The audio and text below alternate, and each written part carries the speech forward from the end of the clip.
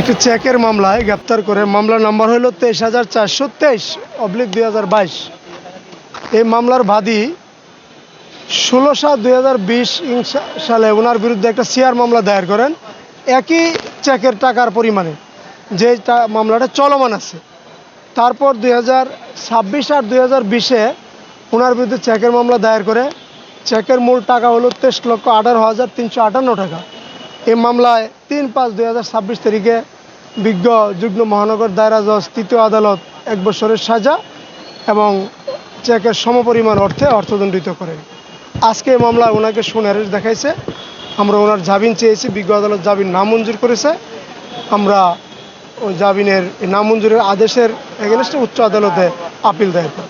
এখন পর্যন্ত ওনার বিরুদ্ধে মোট কয়টা মামলা? ওনার বিরুদ্ধে এখন পর্যন্ত নতুন করে গ্রেপ্তার দেখানো হয়েছে 5টি মামলা।